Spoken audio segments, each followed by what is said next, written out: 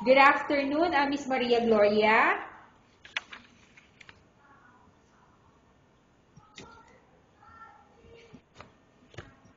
Hello, Miss Maria Gloria. Good afternoon. Good afternoon, ma'am. Okay, Miss Maria Gloria, can you tell me about yourself?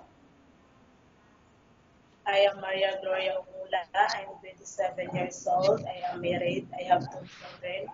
I am from Cebu, Philippines. Okay, I have few questions for you to answer, so let's start. Why do you want to work as a maid? Because I want to help my family, ma'am. Why you choose Malaysia when there is a lot of other country? Because Malaysia is here in the Philippines and a nice place. How are you qualified for this job? So I'm hardworking, ma'am, and honest. May I know what is your education level is? That's all graduate, ma'am. What is your recent working experience? Such therapist. Have you worked abroad before? No, ma'am. Do you have experience of taking care of baby? Yes, ma'am. And whose baby you are taking care of? My own baby. What about elder or older people? Do you have experience? No, ma'am, but I'm willing. Okay. Do you have any other special skills? Yes, ma'am. Can you, Okay. okay. Are you willing to learn new skills? Yes, ma'am. Are you willing to work with a family where the mother-in-law or any relatives stay together? Yes, ma'am. Currently, are you still working now? No, ma'am. Do you know how to cook?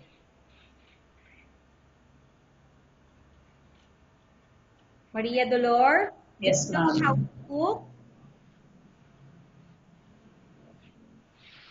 Yes, ma'am. What sort of food can you cook? Filipino food. Can you please tell me what Filipino dishes or food that you can cook? Caldereta. Okay, caldereta you mentioned. Are you aware that you will have to do washing, cleaning, ironing, and cooking? Yes, ma'am. From all the house chores or household work such as cooking, cleaning, ironing, and washing, which do you like most? All the works in the house, ma'am. If ever you were selected to work in Malaysia, who will take care of your kids? My parents, ma'am. You are not allowed to use handphone during working hours. Yes, ma'am. You are only allowed to use handphone after you finish all the works and when going to bed. Yes, ma'am. You are strictly needed to surrender the handphone to your employer in the morning and your employer will return back to you once you're going to bed.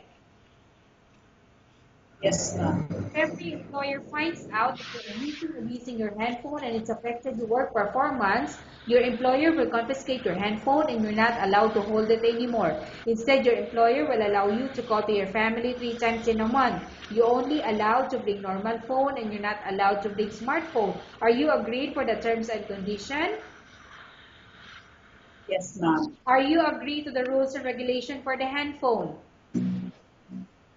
Yes, ma'am. Years of the contract as you agreed and understand. Yes, ma'am. Okay. How many years is the contract as you agreed and understand? 2 years to travel. Can you describe for me your ethics or your attitude? I am hardworking, ma'am, and honest. How can you assure to us that you will work hard in Malaysia?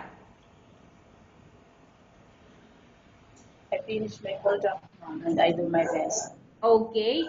Can you promise not to use the telephone without the permission of your employer? Yes, ma'am. Can you promise not to put on makeup but to dress properly while work? Yes, ma'am.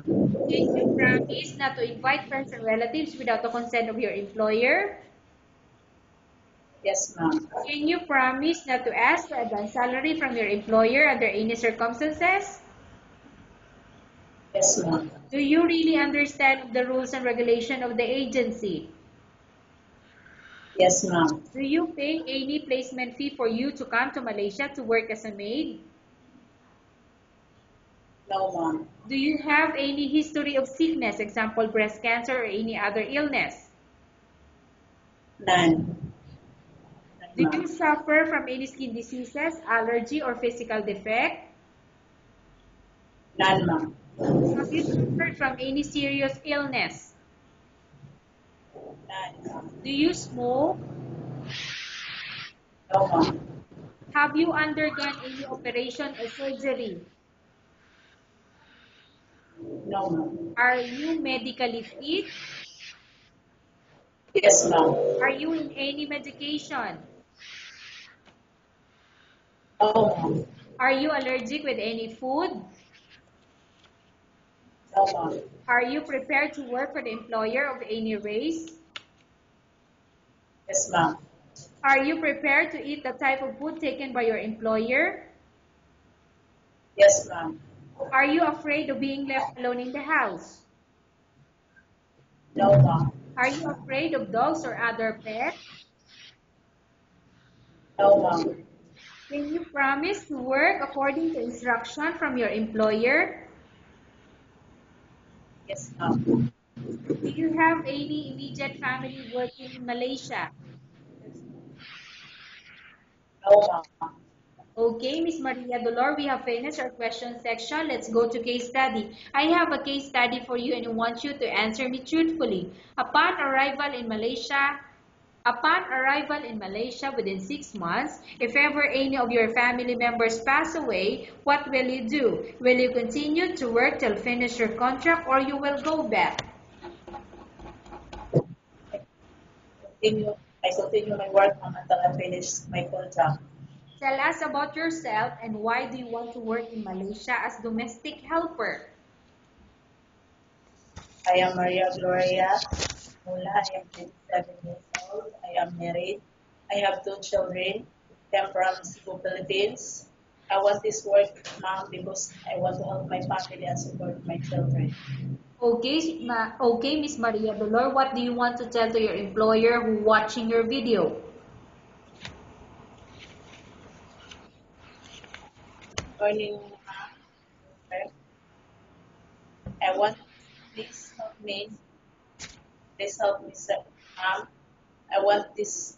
I want this job because I want to help my family. If you choose me, I do my best and Okay, thank you. I serve you well. Okay, thank you very much, Miss Maria Dolor. We will update your agency if there's any selection made by the employer.